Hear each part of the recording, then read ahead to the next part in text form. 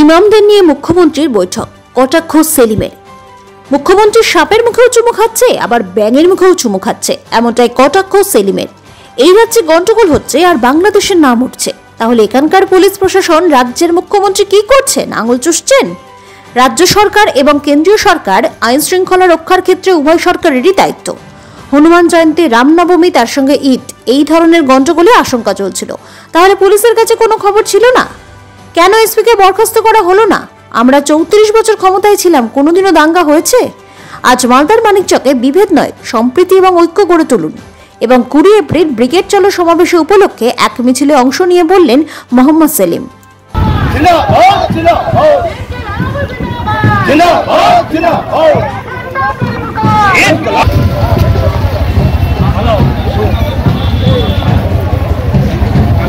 ওয়াকআপ নিয়ে আজকে মমতা বন্দ্যোপাধ্যায় বৈঠক করেছেন এবং মৌলভীদের সঙ্গে বৈঠক করেছেন। আপনার রিয়াকশন? সুপ্রিম কোর্টে বিচার হচ্ছে, সেখানে আমরা রিট পিটিশন দিয়েছি। পার্লামেন্টে যখন বিলটা এসেছিল তখন মমতা এমপিরা কী করছিল? কারণ ইমাম মসজিদের সঙ্গে আলাদা করে বৈঠক করছে কেন? শুধু রাজ্যের মুখ্যমন্ত্রী, ওটা দেশের নেতা।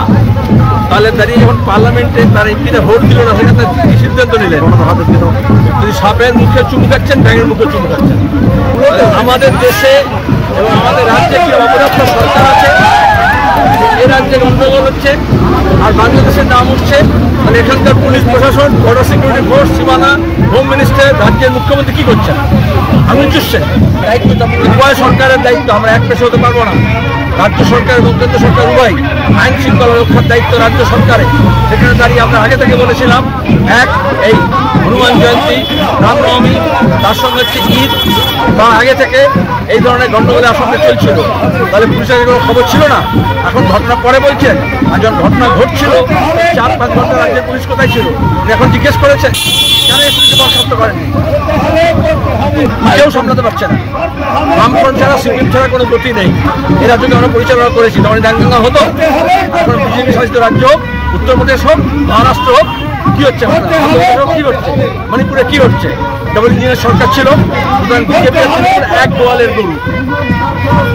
পাথর ছাড়াই প্রতিকার সম্ভব। মালদার প্রাচীনতম ভৃগু বংশ জ্যোতিষী পণ্ডিত এস শাস্ত্রী।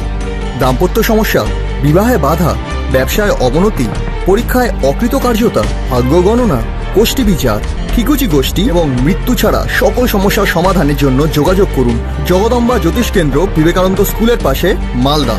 মোবাইল 09733027832 অথবা 09332056956।